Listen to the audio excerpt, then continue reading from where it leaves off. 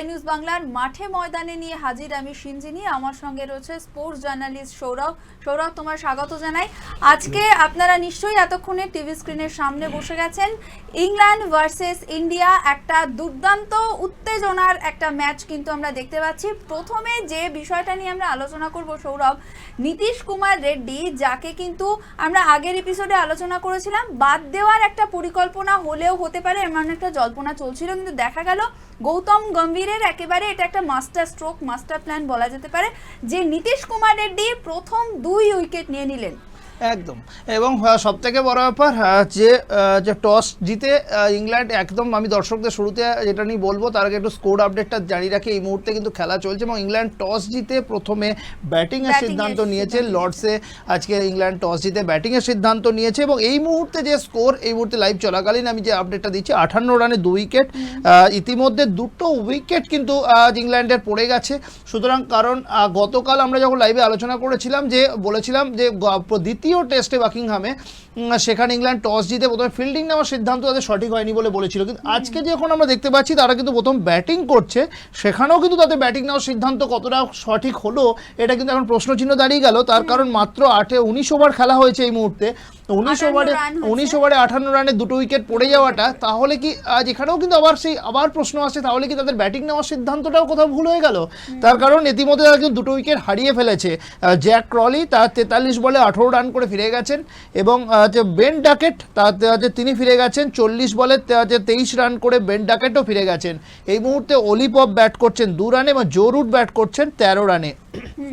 আমার কথা হলো, তাহলে নীতিশ কুমার রেড্ডি, যে প্রশ্নটা তুমি করলে একদম দারুণ প্রশ্ন, যে নীতিশ কুমার রেড্ডিকে বসানো হতে পারে এমন একটা জল্পনা কিন্তু ভাসছিল। তার কারণ দ্বিতীয় টেস্টে তিনি খুব একটা সফল হননি, কিন্তু ওই যে বলে যে উইনিং কম্বিনেশন ভাঙতে নেই, সেটা যে একটা মাস্টার যে মাইন্ড গৌতম গম্ভীর, যে কতখানি বড় মাপের একজন কোচ, তার প্রমাণ তিনি আজকে আবার একবার দিলেন। যে যতই একটা জল্পনা ঘুরুক না কেন এবং সম্ভাবনা ছিল হয়তো নীতিশ কুমার রেড্ডিকে যেখানে বসিয়ে দেওয়া হতে পারে, তার জায়গায় হর্ষদীপ সিং আসতে পারে বা কুলদীপ যাদব আসতে পারে অতিরিক্ত পেসার বাড়াবার জন্য বা স্পিনার বাড়াবার জন্য, কিন্তু সেরকম কিছুই হলো না।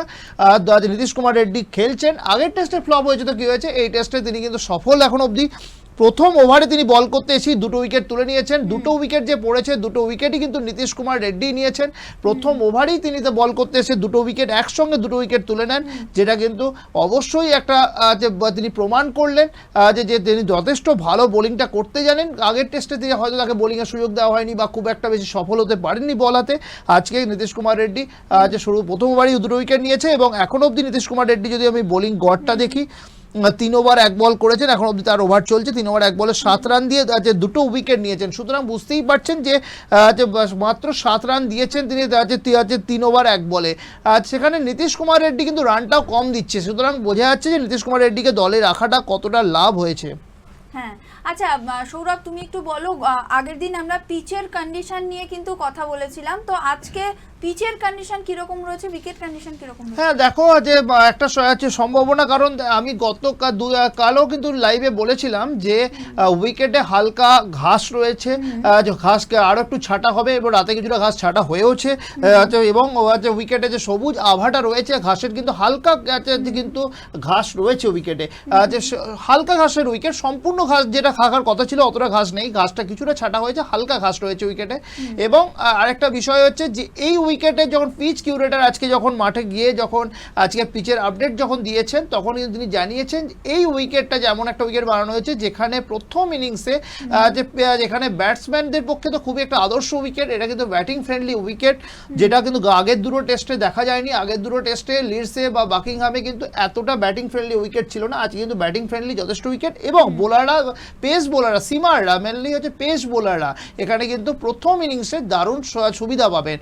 অর্থাৎ প্রথম ইনিংসে যথেষ্ট ভালো সিমারদের জন্য, পেস বোলারদের জন্য অনেক কিছু এই উইকেটে রয়েছে। সেটা ভারতীয় দলের যে সমস্ত যে 4 জন পেসার বল, 4 জন বল করে এখন ভারত স্পিন এখন আনেনি বোলিংয়ে, 20 ওভার হতে যাচ্ছে, এখন অবধি স্পিন বল আনেনি, 4 জন বল করেছে, 4 জনই কিন্তু পেস বোলারই বল করেছেন। সুতরাং বোঝা যাচ্ছে যে এই উইকেটে কিন্তু যে সিমারদের জন্য বা পেস বোলারদের জন্য কিছুটা এখানে জিনিস রয়েছে যেটা পেস বলটা খুব ভালো ধরবে। এবং দ্বিতীয় একটা বিষয় যে ব্যাটিং ফ্রেন্ডলি উইকেট, যেটা বলা হয়েছে যে আগের দুটো টেস্টে যতটা ব্যাটিং ফ্রেন্ডলি উইকেট ছিল তার চেয়েও বেশি ব্যাটিং ফ্রেন্ডলি উইকেট বানানো হয়েছে।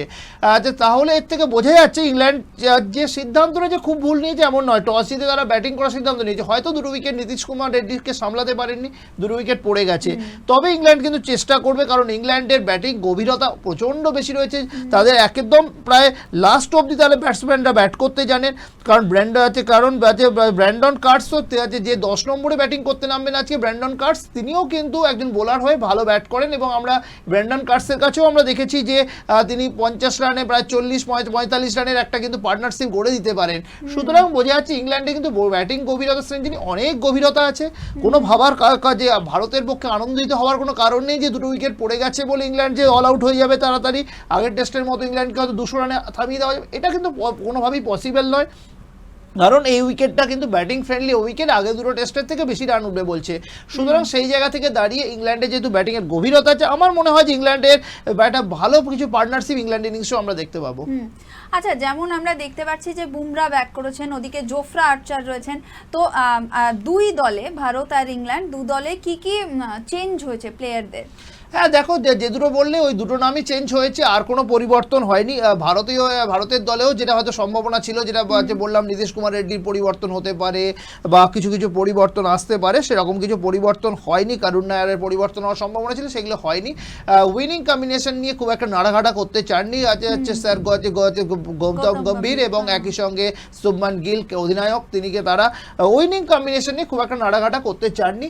মোটামুটি প্লেইং ইলেভেনটা সেম রেখেছে। তবে যেহেতু বুমরাকে ফিরতেই হবে, এটা তো বুমরা একটাতে বিশ্রাম দেওয়া হয়েছিল, বুমরা ফিরবেন এটা তো পরিষ্কার ছিল। জসপ্রীত বুমরা ফিরেছে, সুতরাং বুমরাকে ফেরাবার জন্য একজনকে বসাতে হবে, সেটা তো আমি গতকালই বলেছিলাম। প্রসিদ্ধ কৃষ্ণার জায়গায় জসপ্রীত বুমরা ফিরছেন এবং সেটাই হয়েছে, প্রসিদ্ধ কৃষ্ণার জায়গায় বুমরা ফিরেছেন। এবং যে বুমরা ফেরাটা অবশ্যই যে ভারতীয় দলকে অতিরিক্ত অক্সিজেন যোগাবে এবং ভারতকে যে অনেকটা অ্যাডভান্টেজ দিচ্ছে এই টেস্টে দেবে তা বলার অপেক্ষা রাখে না। আর কারণ যে ভারতের যে ত্রয়ী যে বোলার রয়েছে, তাদের আক্রমণ যখন সে ইংল্যান্ডকে সামলাতে হচ্ছে, যথেষ্ট সমস্যা হওয়ার কথা। কিন্তু এখনো পর্যন্ত যদি এই মুহূর্তে আমি যদি টেস্টের এখন অবধি একদম প্রাইমারি পর্যায়ে দেখো, 5 দিনের টেস্ট, 20 ওভার দিয়ে 25 ওভার দিয়ে বিচার করা যায় না। এখনও আজকের দিনে 90 ওভার খেলা হবে, সবে 20-25 ওভার খেলা হয়েছে, আজকে গোটা দিন বাকি রয়েছে এখনও। কারণ ভারতীয় সময় অনুযায়ী এখন হয়তো প্রায় সন্ধে হতে যাচ্ছে, কিন্তু ইংল্যান্ডে এখন এখনও লাঞ্চ টাইমও হতে দেরি আছে, কারণ ইংল্যান্ডের সময় অনেকটা ভারতের থেকে পিছিয়ে। সুতরাং সেই জায়গা থেকে দাঁড়িয়ে আজ ওই ইংল্যান্ডের উইকেটের কাছে খেলায় আমার মনে হয় যে বুমরা আরও ভালো বল আমরা বুমরার কাছ থেকে দেখতে পাবো। কিন্তু এখনও অবধি বুমরা 6 ওভার বল করেছেন, একটা মেডেন 11 রান দিয়েছেন। অন্যদিকে আকাশদীপ 5 ওভার 2 বল করে 23 রান দিয়েছেন, সিরাজ 5 ওভার বল করে 17 রান দিয়েছেন, নীতিশ কুমার রেড্ডি 4 ওভার বল করে 14 রান দিয়েছেন। 4 জন পেসার বল করেছে। ইকোনমিক রেট কিন্তু প্রত্যেকেরই প্রায় কাছাকাছি, খুব একটা বেশি রান কেউই খরচ করেনি, প্রত্যেকেই কম কম রান দিয়েছেন। এবং বুমরাকে নজর রয়েছে, হয়তো বুমরা এখনও উইকেট পাননি, আকাশদীপ এখনও উইকেট পাননি, হয়তো তারা পিচটা বুঝে নিতে। কারণ দেখো, একটা যে এটাও কিন্তু একটা সত্যি কথা যে একটা ক্রিকেটের যে কোনো ম্যাচে বোলারদের আগে সেখানকার উইকেটের কন্ডিশনটা প্রথমে হাত সেট হতে একটা সময় লাগে। ব্যাটসম্যানদের ক্ষেত্রেই কি বোলারদের ক্ষেত্রে, ব্যাটসম্যানদের ক্ষেত্রে হাত সেট হতে, বোলারদের ক্ষেত্রে বল করে বোলিংয়ের হাত সেট হতে একটা সময় লাগে, পিচটা বুঝে নিতে যে এখানে কী কন্ডিশনে, এখানে কী রকমভাবে বল করলে বেটার হবে, কতটা এখানে বলে সুইং রয়েছে, কতটা এখানে বাউন্স রয়েছে, কতটা গতি রয়েছে, সবটা কিন্তু বুঝে নিয়ে এগুতে হয়। আমার মনে হয় যে এখন অবধি হয়তো বুমরা, সিরাজ বা আকাশদীপ কেউ হয়তো উইকেট পাননি, কিন্তু আমার মনে হয় যে উইকেট খুব তাড়াতাড়ি হয়তো যে ইংল্যান্ডের 3rd 4th উইকেট যখন পড়বে আমরা হয়তো দেখবো সেখানে বুমরার নামটা অবশ্যই এখানে চলে আসবে, এটা কিন্তু অবশ্যই হবে। এবং আরেকটা যদি যে প্রশ্ন তুমি একসঙ্গে করে আমি যেটা বলি, ইংল্যান্ডের দিক দিয়েও যদি ভাবা হয় জোফরা আর্চার, বুমরা তো তাও খেলার মধ্যে রয়েছে, কিন্তু জোফরা আর্চার অনেক দিন পর ব্যাক করেছে এবং সেটা ভারতকে কতটা ভাবাবে, অবশ্যই ভাবাবে এটা। তার কারণ জোফরা আর্চার এমন একটা নাম যে বিশ্ব ক্রিকেটে যে বিশ্বের তাবড়ো ব্যাটসম্যানরা কিন্তু তাকে ভয় পান, কারণ জোফরা আর্চারের যা বলের গতি, বলের সুইং অবিশ্বাস্য। এবং ইংল্যান্ডের মতো নিজেদের দেশের মাটিতে নিজেদের পিচে যখন খেলা, লর্ডসে জোফরা আর্চার ছোটবেলা থেকে বহু ম্যাচ খেলেছেন। সুতরাং জোফরা আর্চারের সামনে যখন তিনি বল হাতে নামবেন, এখন তো তিনি ড্রেসিং রুমে রয়েছেন ব্যাটসম্যান দলে, কিন্তু যখন ভারত ব্যাট করবে, জোফরা আর্চারকে যখন বল করতে দেখবো, তখন বোঝা যাবে যে জোফরা আর্চার কত সেই আগের জোফরা আর্চার কি পুরোপুরি রয়েছেন নাকি না তার এতদিন বিশ্রামের পর তার ফিটনেস একটু হলেও কিন্তু কমেছে নাকি সেই রকম আছে সেটা বোঝা যাবে। তবে আমার মনে হয় জোফরা আর্চার যে দলই থাকুক না কেন যখনই সেখানে প্রতিপক্ষ দলকে বেশ চাপে রাখবে এবং ভারতের উপর যে অনেকটা প্রেশার ক্রিয়েট করবে জোফরা আর্চারের যে স্পেলগুলো তার ওভারগুলো তা কিন্তু বলার অপেক্ষা রাখে না। সুতরাং আমরা এটা বলতে পারি যে এই টেস্টে কিন্তু একটা জসপ্রীত বুমরা বনাম জোফরা আর্চার একটা দুর্দান্ত একটা ডুয়েল আমরা দেখবার সুযোগ পাবো সেটা বলা যায়, কারণ দুজনেই ব্যাক করেছে এবং বুমরা হয়তো একটা টেস্ট পরই ব্যাক করেছে এবং জোফরা আর্চার প্রায় 3-3.5-4 বছর পর তিনি যে টেস্ট ক্রিকেটে ব্যাক করছেন। এটা কিন্তু একটা ইংল্যান্ডের জন্য বাড়তি পাওনা এবং ইংল্যান্ড অনেকদিন ধরে অপেক্ষা করেছিল যে জোফরা আর্চারকে জোফরা আর্চার কামব্যাক করলে ইংল্যান্ড দল আরও স্ট্রং হয়ে যাবে। এটা এই লর্ডস টেস্টে কিন্তু সেটাই কিন্তু হয়েছে সিডনি। একদমই। এখন সময় একটা ছোট্ট বিরতির, আমরা ফিরবো এরকমই নানান রকম বিশ্লেষণ এবং একদম আপ টু ডেট সমস্ত আপডেট দিতে। কিন্তু আপনারা আমাদের সঙ্গে থাকুন, দেখতে থাকুন মাঠে ময়দানে স্কাই নিউজ বাংলায়। ফিরছি এক্ষুনি।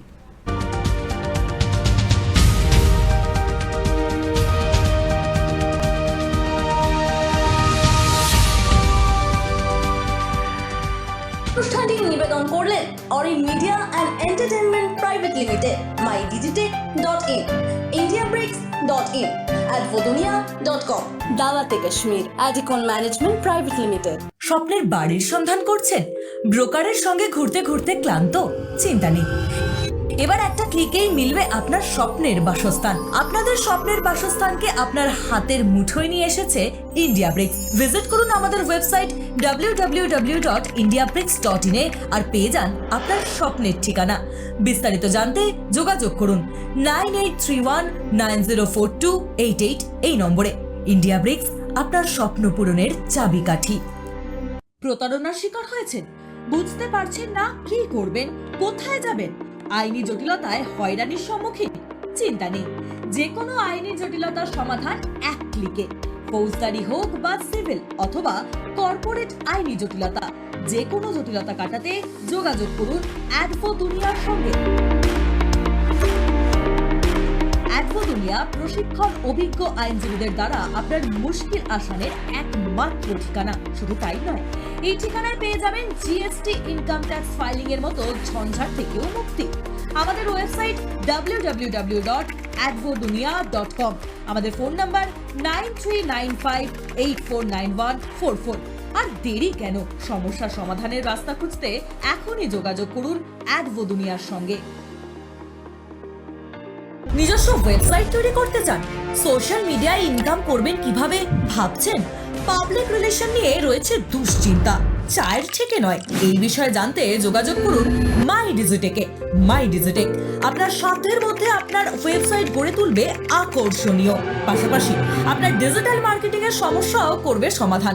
সহজ উপায়, সহজভাবে সাধ্যের মধ্যে সাজাবে আপনার স্বপ্নের ওয়েবসাইট। এছাড়াও যে কোনো পাবলিক রিলেশনের মতো বিষয়ের সমাধানও পাবেন একই ঠিকানায়।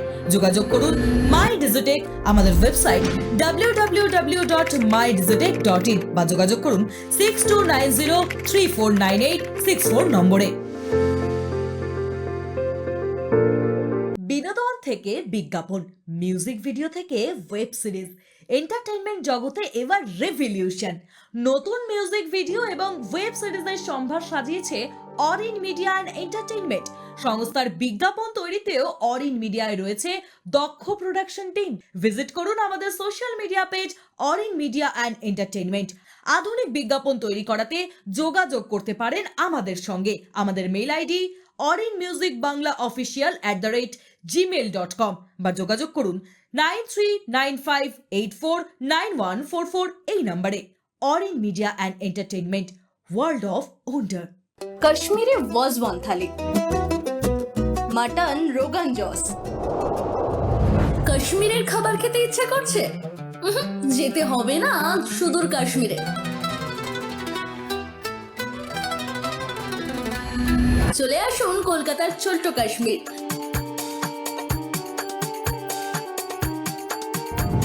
দাওয়াতে কাশ্মীরে।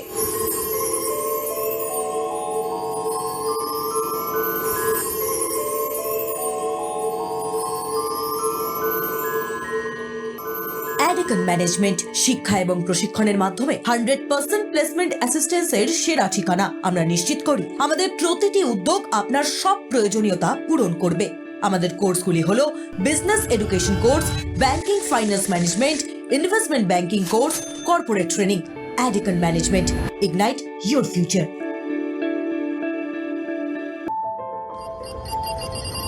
কেরিয়ার নিয়ে দুশ্চিন্তায় ভাবছেন কোন সাবজেক্ট গড়বে আপনার ভবিষ্যৎ, কি নিয়ে পড়লে মিলবে ক্যারিয়ারে সাকসেস, কোন সেন্টার গড়ে দিতে পারে আপনার ভবিষ্যৎ, সাকসেসফুল ক্যারিয়ার গড়তে কিভাবে নেবেন প্রস্তুতি, কোথা থেকেই বা নেবেন, সব উত্তর দেব আমি। আমার সঙ্গে দেখুন বৈঠক, প্রতি রবিবার ঠিক সন্ধ্যা 6টায়, শুধুমাত্র স্কাই নিউজ বাংলায়। বিশ্ব কূটনীতি গড়ে তোলে ইতিহাস, বিশ্ব দরবারে কোন চলে বাজিমাত।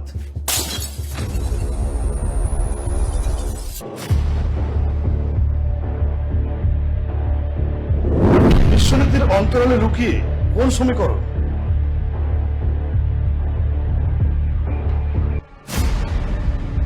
সহজ ভাষায় হবে কূটনীতির চুলচেরা বিশ্লেষণ, খোলামেলা সংলাপ, নির্ভরযোগ্য তথ্য এবং প্রভাবশালী বিশ্লেষণ। এই হলো বৈঠকের আসল অর্থ।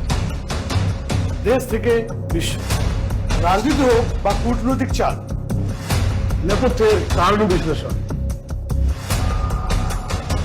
বৈঠকে বিপ্লব।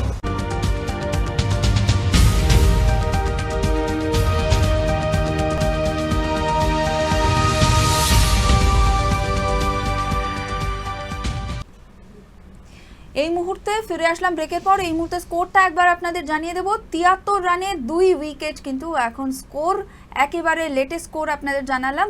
যে বিষয়টা আমরা বলছিলাম সৌরভ, যে এরপর ভারত যখন ব্যাটিং করবে, ভারতকে কি কি জিনিস মাথায় রাখতে হবে?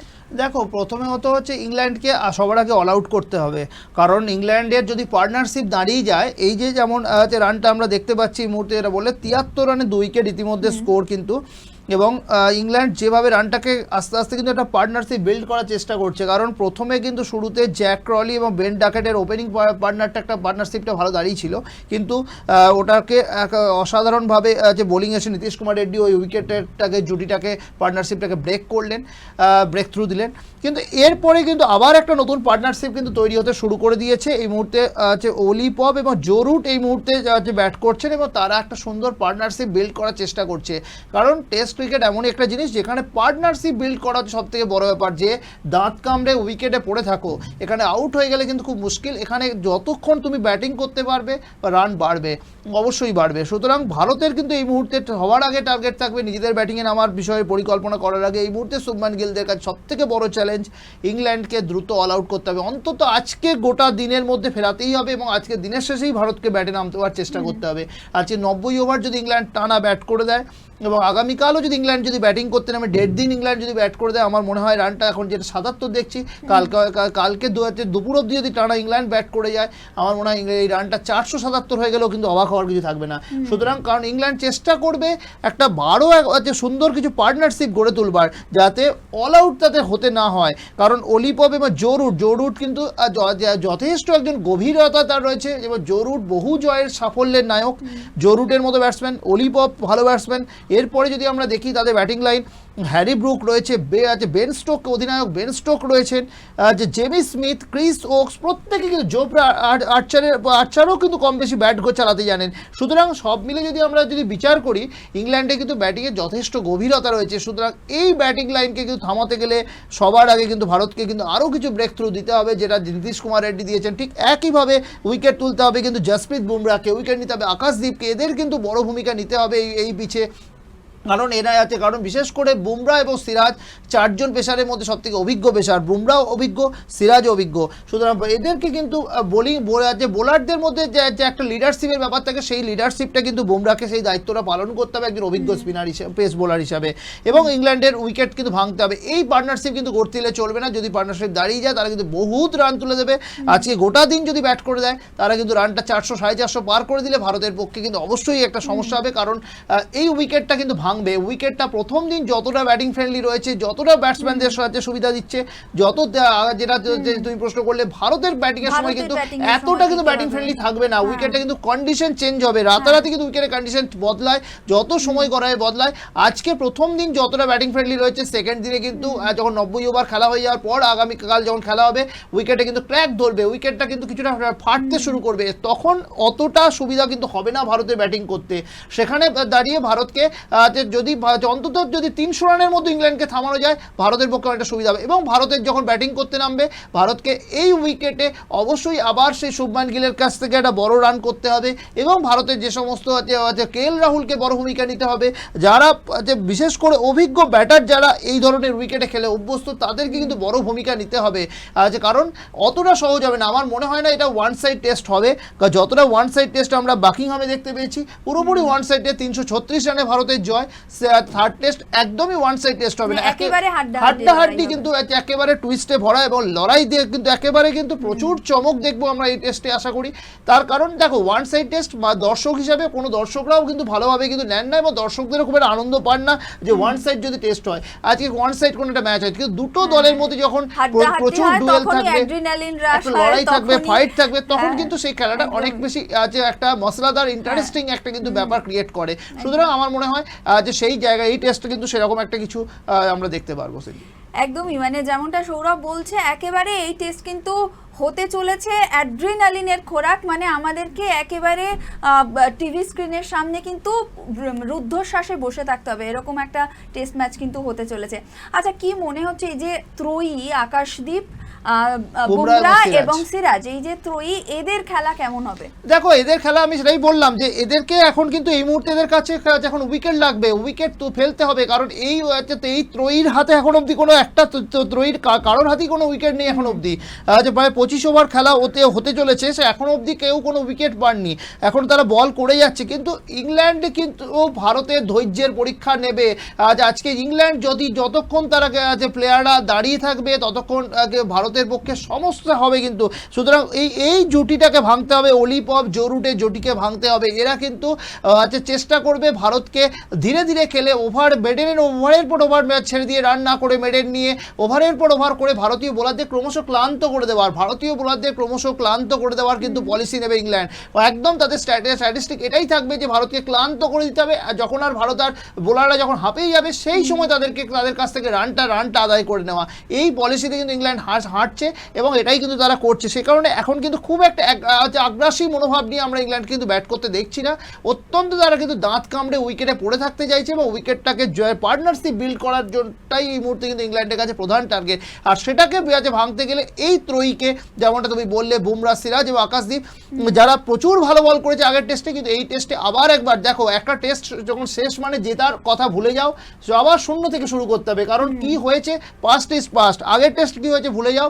এই টেস্ট যখন তুমি খেলতে নেমেছো, আবার তোমাকে সেই শূন্য থেকে শুরু করতে হবে, নিজের সেরাটা দিয়ে প্রথম থেকে কিন্তু দেখাতে হবে নিজের, না হলে কিন্তু টেস্ট জেতা অত্যন্ত কিন্তু কঠিন হয়ে যাবে।